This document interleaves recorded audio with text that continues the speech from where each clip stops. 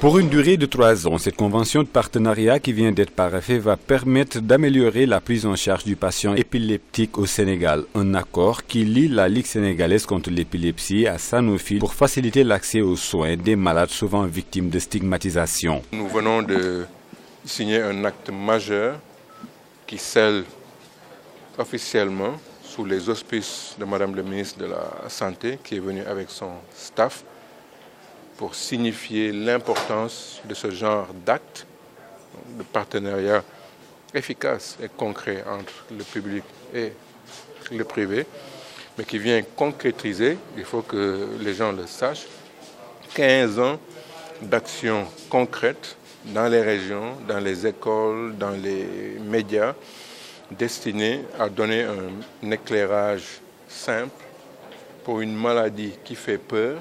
Ce partenariat va permettre le déploiement d'un programme de formation destiné à 120 professionnels de la santé, mais aussi l'organisation de caravanes de sensibilisation à l'intention des populations pour lutter contre les préjugés liés à la maladie. Il y a tellement de challenges, il y a tellement de pathologies qui posent problème. Et si on regarde la plupart des maladies, il y a plus de complications en Afrique, c'est en Afrique qu'il y a moins de prise en charge, il y a beaucoup de problèmes.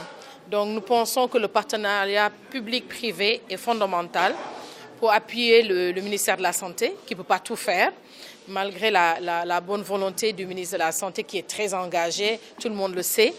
Et nous tenons et nous devons le faire et accompagner pour le bien-être des populations en tant qu'acteurs de la santé. L'épilepsie est souvent interprétée comme la marque du surnaturel contribuant à l'exclusion des patients. Au regard du taux de prévalence élevé dans le pays, le renforcement des actions est à perpétuer. Avec ce partenariat, un pas important vient d'être franchi dans la prise en charge des malades épileptiques au Sénégal.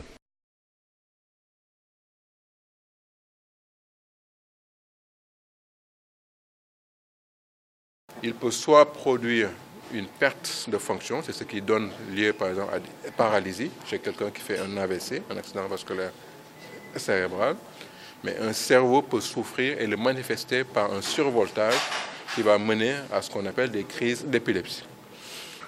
Au cours d'une grossesse, quand une femme n'a pas été suivie médicalement le long de sa grossesse, quand cette femme a eu un mauvais état général dû à des maladies diverses, cela va se répercuter dans la formation de son embryon et de son enfant. Et parmi les organes qui vont souffrir, le cerveau entre en première ligne. Et quand ce cerveau qui a souffert durant la grossesse chez une mère malade, aggravé par un accouchement qui n'a pas été fait dans des conditions normales, qui n'a pas été médicalement bien géré, l'enfant va subir 2 traumatismes. Grossesse difficile, accouchement prolongé dans des conditions anormales, la souffrance du cerveau devenant sévère peut provoquer des lésions visibles ou non qui vont faire de cet enfant, à l'âge de 2, 3 ans, 5 ou 10 ans, un épileptique qui va faire des crises d'épilepsie.